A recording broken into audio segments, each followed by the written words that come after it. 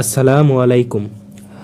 আমাদের বিগত ক্লাসে আমরা পরিচ্ছেদ 3 আলোচনা করেছিলাম। আজকে আমাদের আলোচ্য বিষয় হবে বাংলা ভাষার ব্যাকরণ ও নির্মিতি থেকে পরিচ্ছেদ 4 এবং পরিচ্ছেদ 5। তাহলে আমরা আগে পরিচ্ছেদ 4 দিয়ে শুরু করব, যা হলো বাক যন্ত্র। তাহলে শুরু করা যাক। পরিচ্ছেদ 4, বাক যন্ত্র। বাক যন্ত্র কী? ধ্বনি উচ্চারণে ব্যবহৃত প্রত্যঙ্গসমূহকে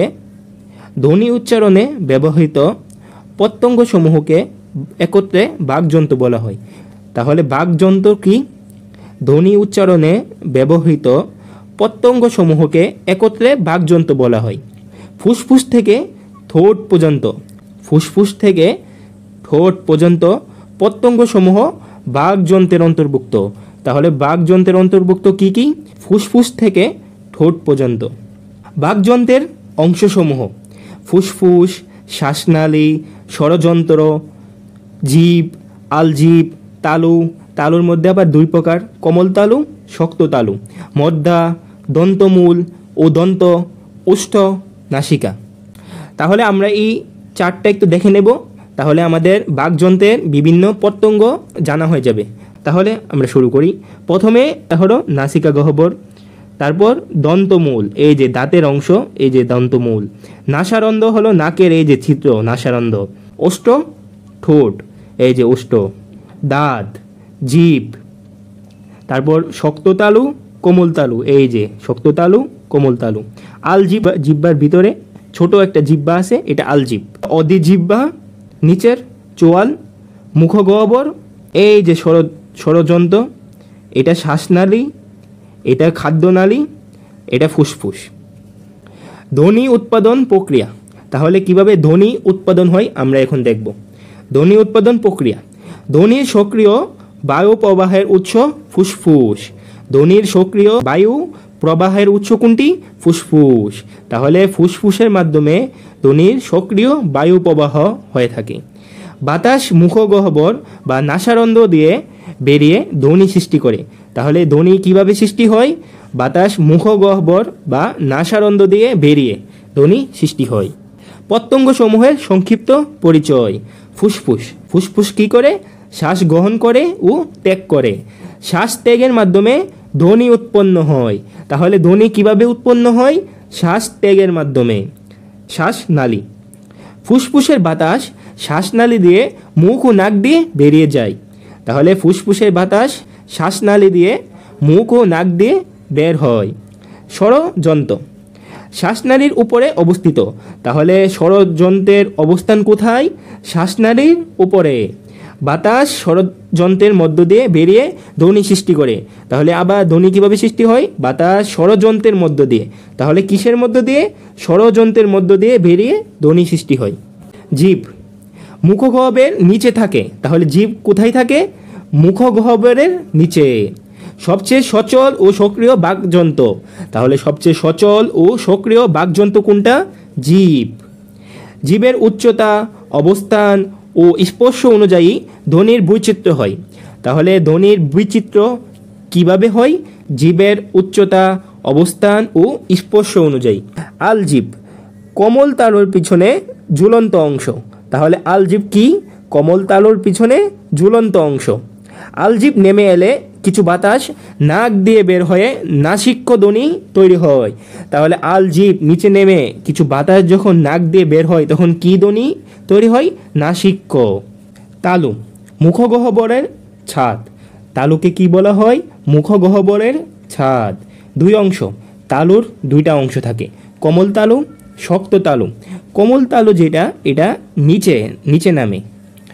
কণ্ঠধ্বনি ও অনুনাসিক স্বরধ্বনি উচ্চারণে ভূমিকা রাখে। তাহলে তালুর ভূমিকা কি? কণ্ঠধ্বনি ও অনুনাসিক স্বরধ্বনি উচ্চারণে ভূমিকা রাখে। মধ্যা শক্ত তালু ও উপরের দাঁতের মাঝের উত্তল অংশ। কিছু ব্যঞ্জন ধ্বনিতে জিভ মধ্যাকে স্পর্শ করে। তাহলে কিছু ব্যঞ্জন ধ্বনিতে জিভ মধ্যাকে স্পর্শ করে। দন্তমূল ও দন্ত। দাঁতের গুড়া দন্তমূল। তাহলে দাঁতের গুড়াকে দন্তমূল বলা হয়। দন্ত ও দন্তমূলের স্পর্শে বেশ কিছু ধ্বনি তৈরি হয়। ওষ্ঠ বা ঠোঁট। সবচেয়ে বাইরের বাক প্রত্যঙ্গ, তাহলে সবচেয়ে বাইরের বাক প্রত্যঙ্গ কোনটি? ওষ্ঠ বা ঠোঁট।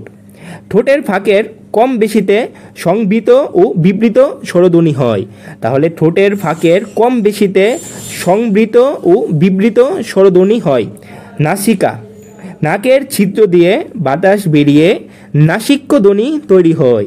আমরা পরিচ্ছেদ 4-এর কিছু নৈবিত্তিক দেখে নিই, তাহলে আমাদের এই অধ্যায় শেষ হয়ে যাবে। কোনটি বাকযন্ত্র? ফুসফুস। বাক প্রত্যঙ্গের সবচেয়ে বাইরের অংশের নাম কি? ওষ্ঠ।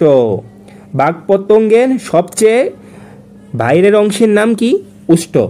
সবচেয়ে সচল ও সক্রিয় প্রত্যঙ্গ কোনটি? জিভ। সবচেয়ে সচল ও সক্রিয় প্রত্যঙ্গ জিভ। মুখগহ্বরের কোন অংশে তালুর অবস্থান? উপরে। নাসিক্য ধ্বনি কিভাবে তৈরি হয়? আলজিভ নিচে নেমে এলে। আলজিভ নিচে নেমে এলে নাসিক্য ধ্বনি তৈরি হয়। আমরা এখন পরিচ্ছেদ 5 দেখব, ধ্বনি ও বর্ণ। ধ্বনি ভাষার ক্ষুদ্রতম একক, তাহলে ভাষার ক্ষুদ্রতম একক কোনটি? ধ্বনি। বাংলা ভাষায় 37টি মৌলিক ধ্বনি রয়েছে। কয়টি? 37টি মৌলিক ধ্বনি রয়েছে। ধ্বনি 2 ভাগে ভাগ করা যায়। ধ্বনিকে 2 ভাগে ভাগ করা যায়। কি কি? স্বরধ্বনি ও ব্যঞ্জনধ্বনি। স্বরধ্বনি ও ব্যঞ্জনধ্বনি। স্বরধ্বনি 7টি, তাহলে স্বরধ্বনি কয়টি? 7টি। রস্বই, এ, স্বরে আ, স্বরে অ, ও, ঔ। ব্যঞ্জনধ্বনি 30টি।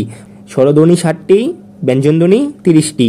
ধ্বনি ও বর্ণের পার্থক্য, তাহলে ধ্বনি ও বর্ণের মধ্যে মূল পার্থক্য কোথায়? ধ্বনি কানে শোনা যায়, তাহলে আমরা ধ্বনি শুনতে পারি।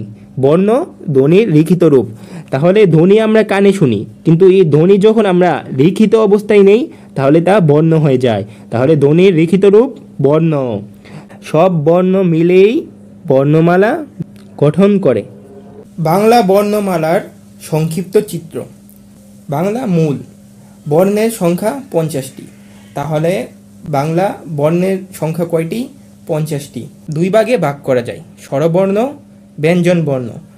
স্বরবর্ণ 11টি। স্বরবর্ণের সংক্ষিপ্ত রূপকে কার বর্ণ বলা হয়। মোট 10টি কার বর্ণ রয়েছে, তাহলে মোট কয়টি কার বর্ণ রয়েছে? 10টি। প্রায় 10টি কার রয়েছে, শুধু স্বরে অর কার নেই। তাহলে এইভাবে মনে রাখবেন, সব কিছুর কার আছে, শুধু স্বরে অর কার নেই। তাহলে কার বিহীন কোনটি? স্বরে অ। আর বাকি স্বরবর্ণের 11টির মধ্যে 10টিরই কার আছে। তাহলে কার বর্ণ কখন ব্যবহৃত হয়? ব্যঞ্জন বর্ণের সাথে। উদাহরণ: হ্রস্বইকার, দীর্ঘইকার, একার, ঐকার। অনুবর্ণ। ব্যঞ্জন বর্ণের বিকল্প রূপ অনুবর্ণ। ব্যঞ্জন বর্ণের বিকল্প রূপ অনুবর্ণ। অনুবর্ণের ধরন: নফলা, যেমন রত্ন, যত্ন, বফলা, স্বাদ, স্বাধীন, মফলা, আত্মা, রফলা, রৌদ্র, লফলা, কেল্লা, বিল্লাল, নফলা। রেফ, র এর বিশেষ রূপ। রেফ হলো র এর বিশেষ রূপ। বর্ণ সংক্ষেপ, যুক্তবর্ণের সংক্ষিপ্ত রূপ। বর্ণ সংক্ষেপ যুক্তবর্ণের সংক্ষিপ্ত রূপ, যেমন খন্দত্ব। যুক্তবর্ণ, তাহলে যুক্তবর্ণ কিভাবে তৈরি হয়? একাধিক বর্ণ মিলিয়ে তৈরি হয়। 2 রকম: স্বচ্ছ যুক্তবর্ণ, অস্বচ্ছ যুক্তবর্ণ। স্বচ্ছ যুক্তবর্ণ দেখতে সহজ, যেমন গ দন্তান্ন, ট ট, ধ র। কিন্তু অস্বচ্ছ যুক্তবর্ণ দেখতে জটিল, যেমন ক্ষীয়। আমরা যদি ক যোগ মূর্ধন্য ষ করি তাহলে ক্ষীয়। বইয়ে স্বচ্ছ যুক্তবর্ণ এবং অস্বচ্ছ যুক্তবর্ণের অনেক উদাহরণ আছে, আপনারা দেখে নেবেন নিজে নিজে, তাহলে স্বচ্ছ যুক্তবর্ণ ও অস্বচ্ছ যুক্তবর্ণের কনসেপ্ট ক্লিয়ার হয়ে যাবে। সবগুলোর মধ্যে কিছু পড়লেই আপনাদের হয়ে যাবে। সংখ্যাবর্ণ, 0 থেকে 9 পর্যন্ত হলো সংখ্যাবর্ণ। তাহলে বাংলা ভাষায় 10টি সংখ্যাবর্ণ রয়েছে, 0 থেকে 9 পর্যন্ত সংখ্যাবর্ণ। এখন আমরা পরিচ্ছেদ 5 শেষে কিছু অনুশীলন প্রশ্ন দেখে নিই। বাংলায় মৌলিক স্বরধ্বনি 60টি। তাহলে বাংলায় মৌলিক স্বরধ্বনি কয়টি? 60টি। মুখগহ্বর বাধা না পেলে স্বরধ্বনি। আমাদের উচ্চারণের সময় যদি মুখগহ্বর বাধা না পায় তাহলে ওইটা স্বরধ্বনি। ধ্বনির প্রতীক বর্ণ। ব্যঞ্জনের সাথে কার বর্ণ না থাকলে ধরা হয় স্বরে অ। ব্যঞ্জনের সাথে কার বর্ণ না থাকলে ধরা হয় স্বরে অ। আর আমরা জানি স্বরে অর কোনো কার নেই। আর কার মোট 10টি। কার মোট 10টি। মূর্ধন্য ষ এবং মূর্ধন্য যোগ করলে আমরা এটা পাই। স্বরবর্ণের সংক্ষিপ্ত রূপ কার বর্ণ। ব্যঞ্জন বর্ণের বিকল্প রূপ অনুবর্ণ। যুক্ত বর্ণের রূপভেদ স্বচ্ছ ও অস্বচ্ছ। কার বর্ণ সংখ্যা 10টি। কার বর্ণ সংখ্যা 10টি। সংখ্যা বর্ণ সংখ্যা 10টি। তাহলে আমাদের আজকের টপিক এই পর্যন্ত। সবাই ভালো থাকবেন, সুস্থ থাকবেন। আসসালামু আলাইকুম।